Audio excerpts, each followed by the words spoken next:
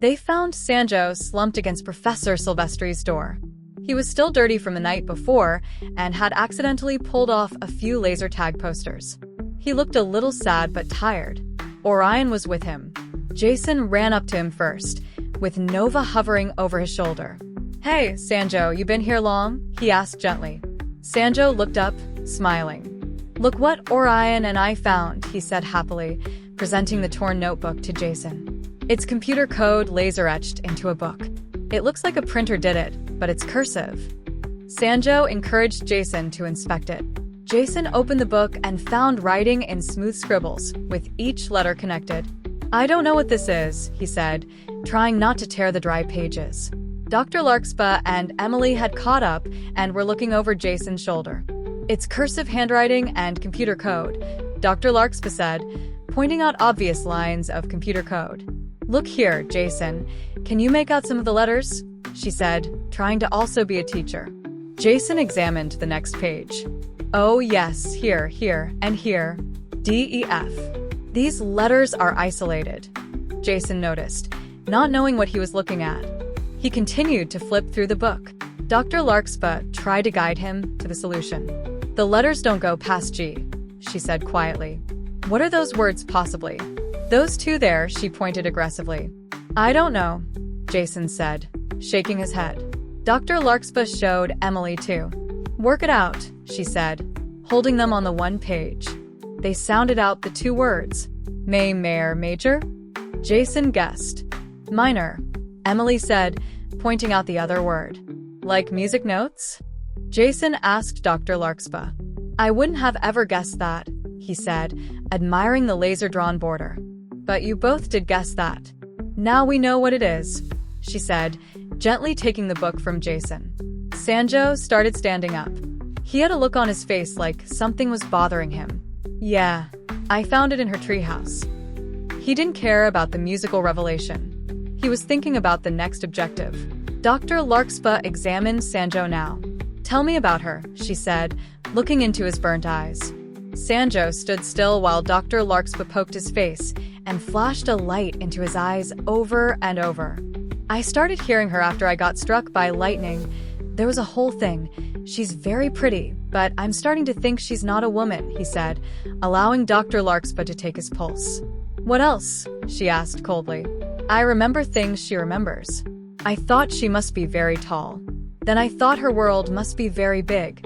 But then I realized she was very small," he rambled. "Does she talk?" Dr. Larkspur asked, shining a laser directly into Sanjo's eyes.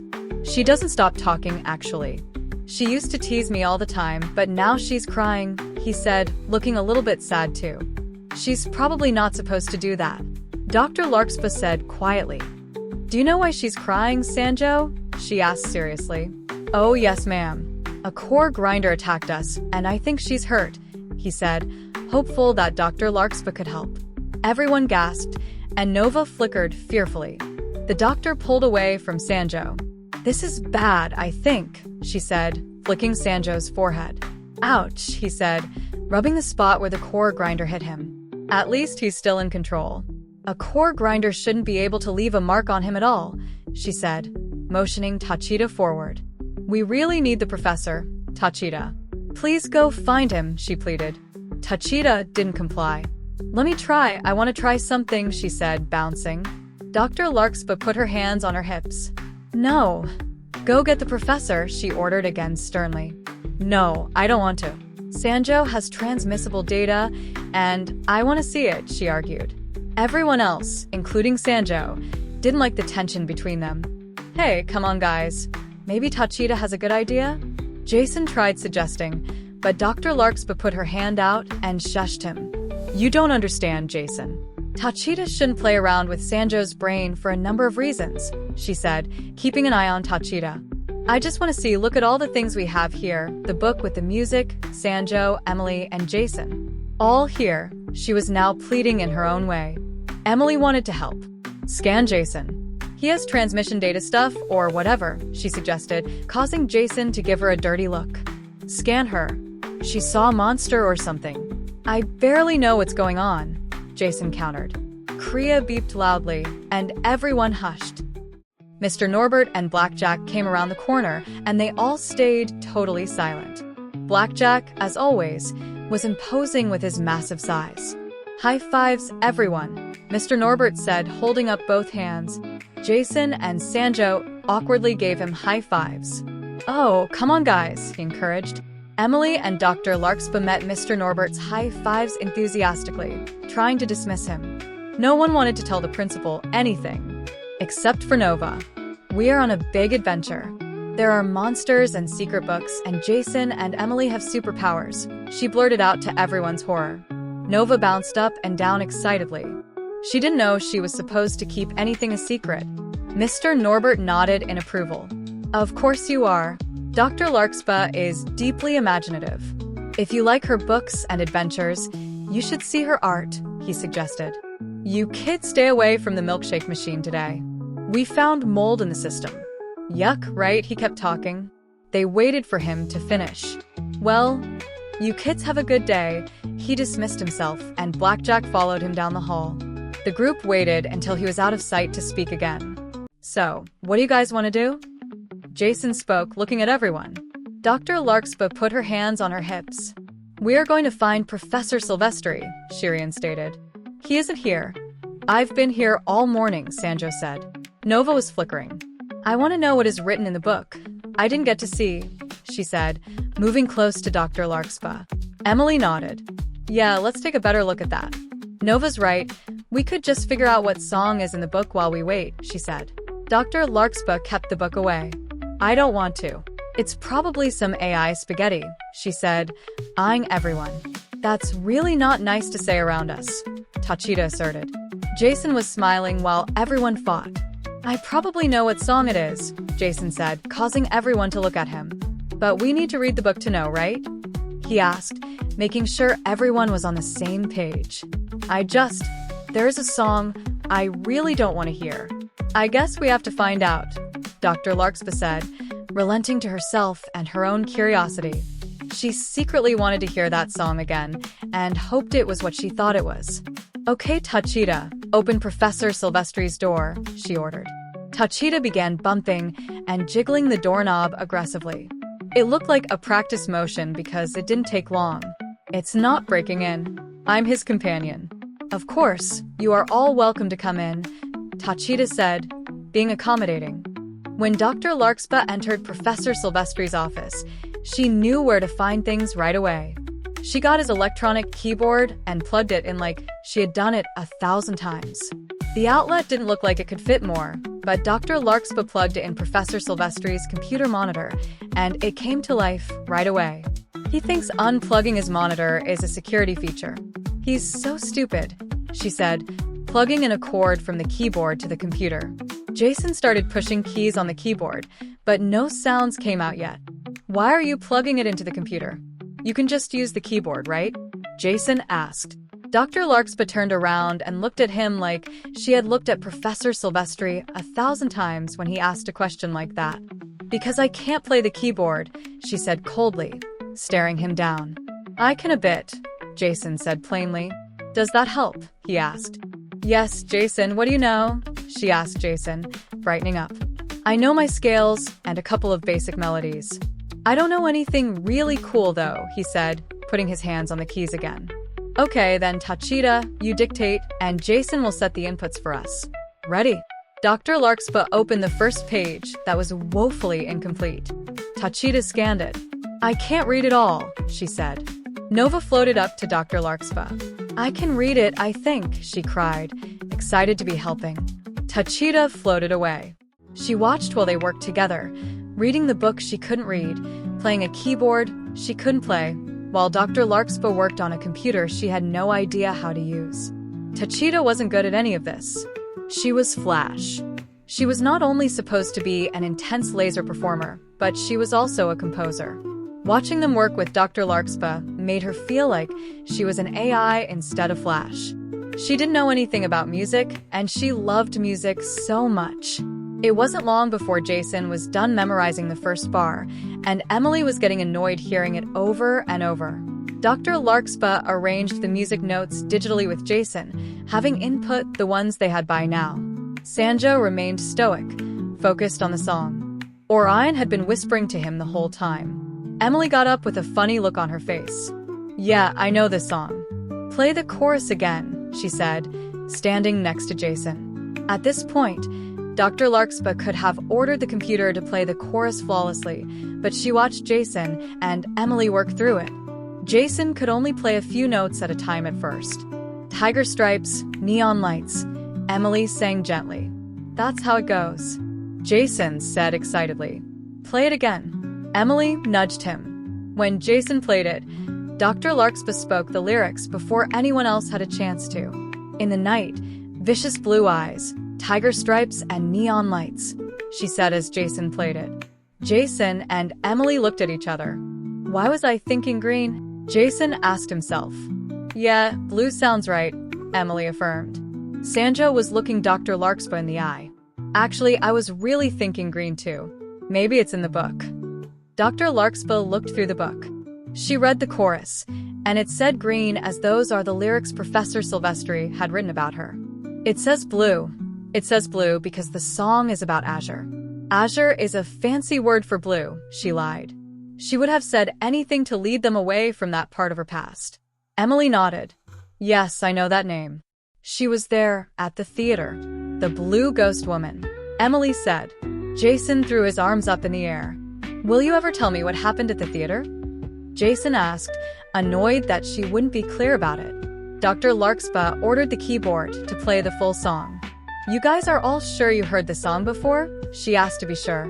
Sanjo crossed his arms. "I think we've all heard this song before," he said, still looking at Dr. Larkspur. He had a lot of time to try to read that book earlier. He knew that the song said green in the chorus. Dr. Larkspur didn't notice Sanjo's defiant look at all, but she looked right at him all the same. "How do you feel, Sanjo? How does this song make everyone feel?" she asked, trying to find more. Jason could remember seeing her somehow while the song played. "She was in the Imago dorms," he said, thinking back. "She was in the gym a lot too," Emily added. Sanjo had to answer. "I think it was a long time ago. She was running around the woods.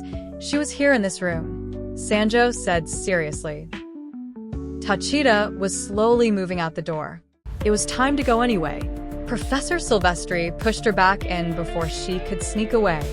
"Hey, Tachita, I thought you left to cry to your..."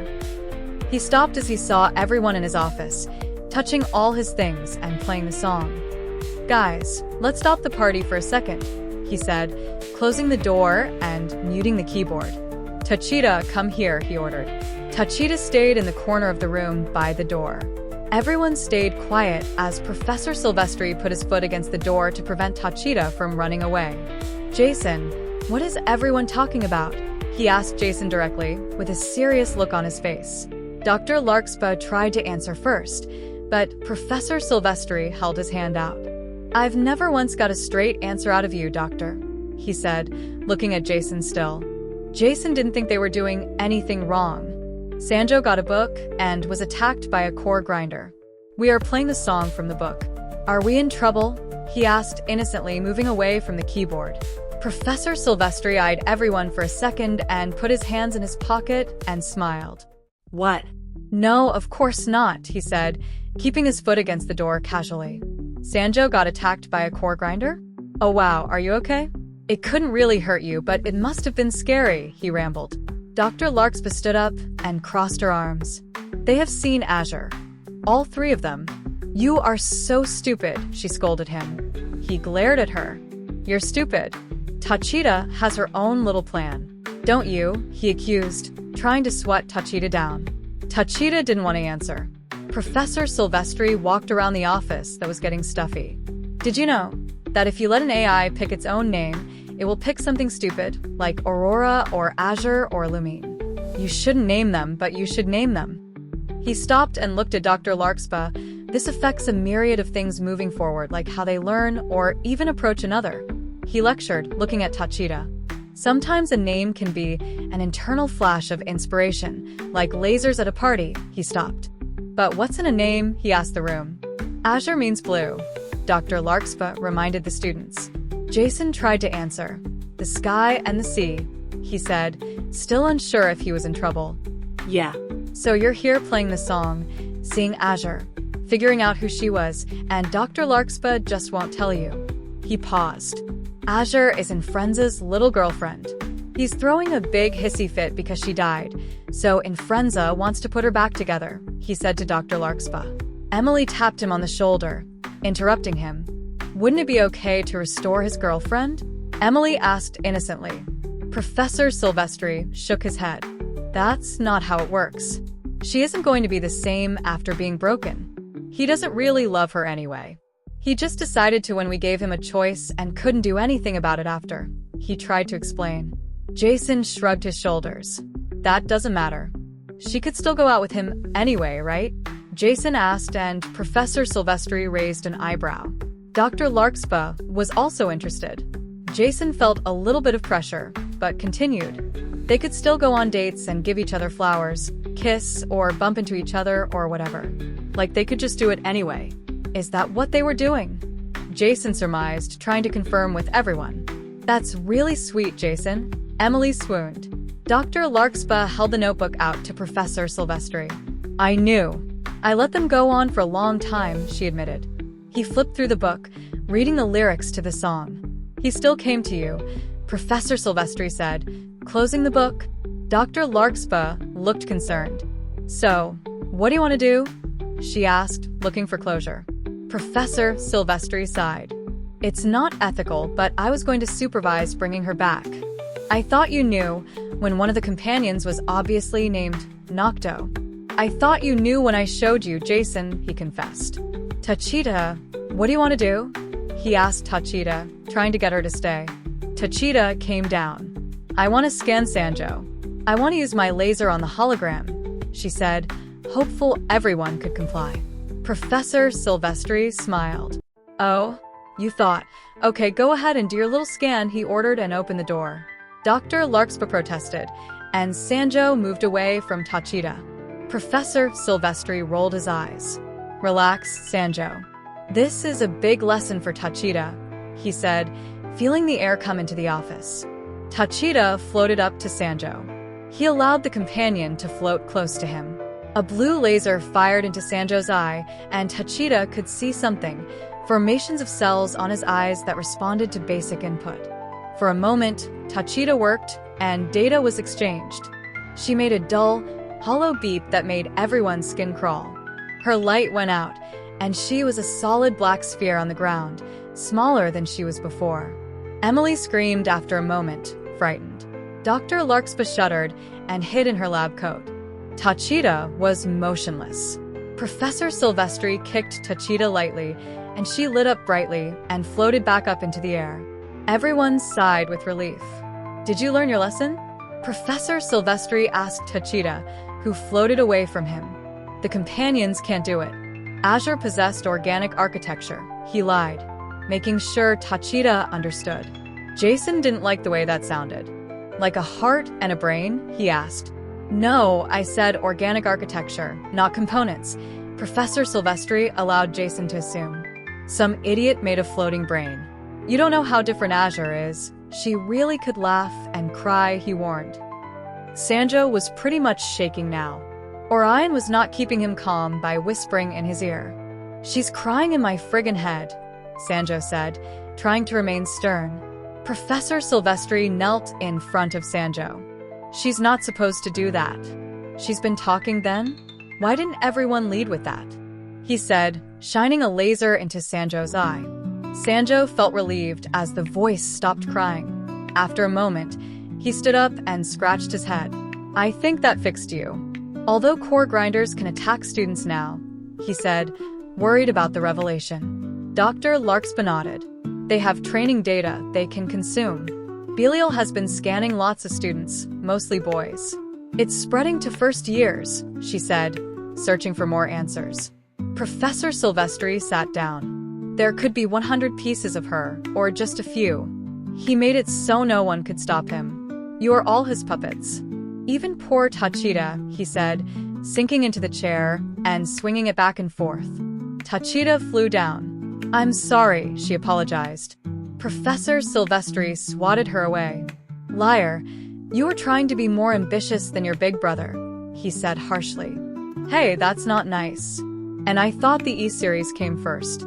So, isn't Hachita the big sister? Emily asked. The later, more advanced series are bigger, Dr. Larkspa said, explaining the nuanced family structure. Professor Silvestri put his feet up. Siblings, right? Well, what's done is done. I can't blame you, Doctor. I kept letting in friends out. That was 1,000,000 years ago. We have to go to the principal with the stuff about the core grinders. I'll lie. I'll make up something good when I get there. I'll make sure you don't get in trouble for the observatory, he said to Dr. Larkspa, trying to relax as the hard part was over. Thanks, Dr. Larkspa said, relaxing a little too. Professor Silvestri frowned. I'm not doing it for you. Kriya is dangerous. Supri is dangerous. Fortica is dangerous, and all of the Yen series are dangerous.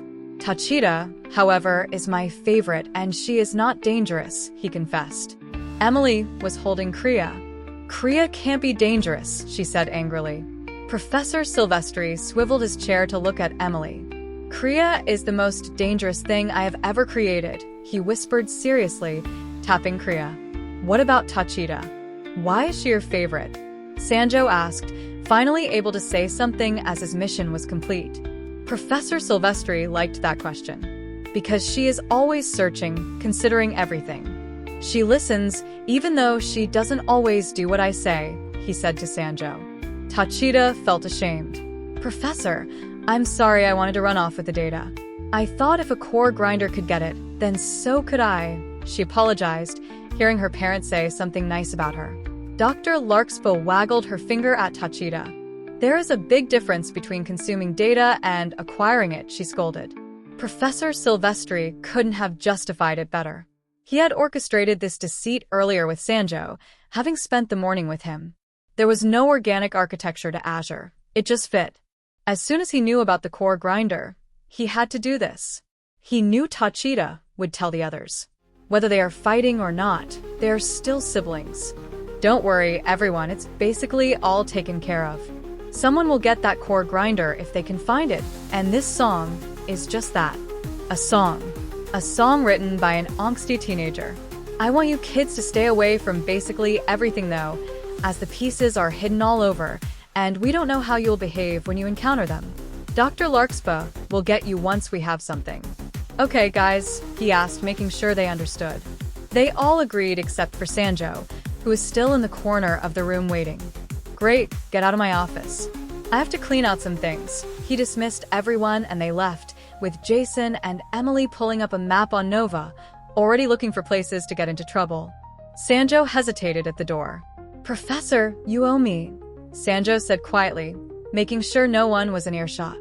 The professor laughed and called Sanjo over, not wanting to stand up. Sanjo, my little mercenary. I owe you $50, he said, pulling out his wallet and handing Sanjo one inconvenient $50 bill he would have to make change for later. Sanjo quickly tucked the bill away. This is good enough. You were right about Hachita, but I didn't like to see her like that, he said, being serious. Professor Silvestri rolled his eyes. She could have been really hurt if we didn't intervene. A lot of my plan hinges on them not trying that again. Still, there is a lot. Professor Silvestri got cut off. You never stop talking. That's what she said. Sanjo interrupted. You can still hear her? These programs are meant for two people. That might be why, he said, probing Sanjo in the eye with his laser again. Orion was getting fairly anxious at this point. This isn't good for him, Doctor, he warned. He had been trying to keep Sanjo together all morning.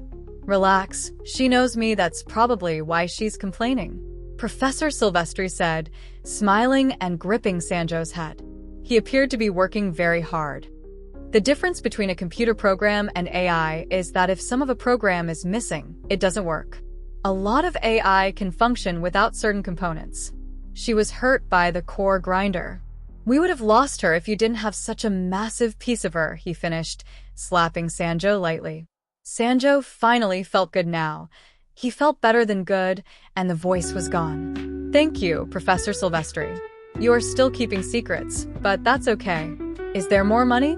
I need glasses, I need shirts for my friends, and I know that this isn't done. Sanjo asked, trying to remain a serious player. Professor Silvestri pulled out more cash. The program is supposed to require 2 people. Bring Jason and Emily to the rooftop courtyard and supervise them. Everything should happen automatically, he ordered, paying Sanjo in advance. Sanjo was playing Rainfire Battalion like a child. It was a fun adventure that he felt uniquely suited to. He fights core grinders and carries a lost soul. He agreed because he thought he could keep Jason and Emily safe. He had only known them for a little less than a week, but he bonded with them in a way that realized his childhood dream. When I came to you, there were things that I wouldn't say. I will lie, I won't even say my name. The things that I do were not meant for you, but you make me shine in the way that I do just for the things that